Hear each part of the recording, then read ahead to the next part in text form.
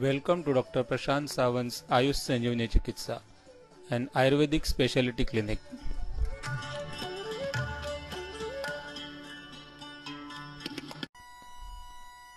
Hello, I am Dr. Prashant Sawant.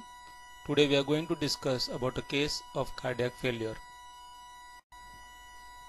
This is a case of a 76-year-old gentleman who had complaints of dyspnoea on exertion class 4 stage 3, who had orthopnea. He had breathlessness after meals, after passing motions and talking, was unable to lie down on the bed because of severe dyspnea. He had heaviness in the chest after drinking water or eating food. He was unable to walk even 10 to 15 steps. He had severe weakness, had loss of appetite and loss of weight. He is a known case of diabetes since 1990. He also has hypertension, ischemic heart disease and left ventricular aneurysm. He had anterior wall myocardial infarct in 1996 and again in 2000. His coronary angiography was done in February 2001, which revealed left main coronary artery was normal, left anterior descending was 80% blocked in proximal segment and 100% blocked in distal segment. Right coronary artery was dominant, which had 70% block near right ventricular branch. Left ventricular angiography revealed anterolateral and apical aneurysm. The patient was advised aneurysectomy and coronary artery bypass graft with aggressive medical management. This is a diagram of coronary angiography, which is revealing left anterior descending artery block and right coronary artery block. In this chest X-ray of the patient, a huge left ventricular aneurysm can be seen. The patient was symptomatically okay till June 2011. Afterwards he started feeling very weak and had dyspnea on exertion. He had edema of both lower legs, had severe breathlessness. He had loss of appetite and loss of weight. He was hospitalized and was diagnosed to have left ventricular failure. On 5th July 2011, 2D echocardiography was done, where it was found that he was having markedly reduced left ventricular systolic function. His left ventricular ejection fraction was only 10 to 15%. He had large left ventricular apical aneurysm. Interventricular septum, anterior and lateral walls were very thin and akinetic. The patient was advised biventricular pacemaker and implantable cardioverter defibrillator. However, he was also warned of poor prognosis.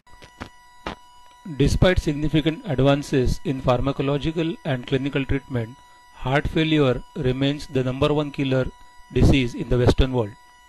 Heart failure is a chronic and progressive clinical syndrome, mainly characterized by reduction in left ventricular ejection fraction and adverse remodeling of the myocardium. The mortality following hospitalization for patients with heart failure is 10.4% at 30 days, 22% at 1 year and 42.3% at 5 years, despite marked improvement in medical and device therapy. Mortality is greater than 50% for patients with NYHA class 4 ACC AHA stage D heart failure. The patient refused intervention and he was discharged on request on 15/7/2012 with a very poor general condition. He was advised Lasix, Lanoxin, Ecosprin, Clopidogrel, Nucornate, Glynas, Cardiovascular, Aldactone, Dutos, Pentoside, Restil and Dufalac by his consultant. As the prognosis was very poor, the patient approached for Ayurvedic treatment on 22nd July 2011. On 22nd July 2011, the patient was seen at his home. His general condition was very poor. He had all signs of cardiac failure. He had orthopnea, that is shortness of breath at rest. His pulse rate was around 130 per minute. His diastolic blood pressure was not recordable and his systolic blood pressure was around 90 mm of Hg. On respiratory system examination, there was bilateral congestion. He had pedal and pretibial edema. He was prescribed Hemagarbha Pottali Ras, an Ayurvedic herbomineral preparation, 65 mg twice a day. 8 days after starting Hemagarbha Pottali, the patient visited clinic. His general condition was comparatively better. The patient himself was feeling better. His dyspnea on exertion had reduced.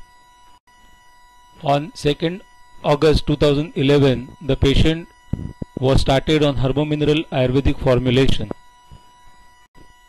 Just 15 days after starting Ayurvedic formulation, the patient's general condition was fair. His dyspnea on exertion had markedly reduced.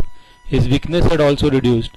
He could walk and go to the bathroom on his own, which he was unable to do before the treatment. His appetite had also slightly improved. On 12th September 2011, that is 45 days after starting Ayurvedic formulation, patient visited clinic. He had no specific complaint. Patient had already stopped Lanoxin, Ditor and Lasix on his own. On 6th August 2012, that is 14 months after starting Ayurvedic medicine, the patient had no complaints. His general condition was fair. Patient was doing all his routine work. He had gained weight from 51 to 61 kilograms, that is 10 kilograms of weight gain. His heart rate was normal, regular heart rhythm. His diabetes was in very good control. His blood pressure was normal. On 2nd April 2013, that is 21 months after starting Ayurvedic medicine, the patient has no complaint. His general condition is fair. He can walk half an hour every day without dyspnea on exertion or chest pain or claudication. His heart rate is normal. His diabetes is in very good control. His blood pressure is around 130 by 80 mm of Hg. On 13th December 2013, that is 2 years and 5 months after starting Ayurvedic medicine, the patient is clinically fine. His general condition is fair and he has no complaints. Thank you very much for patient listening.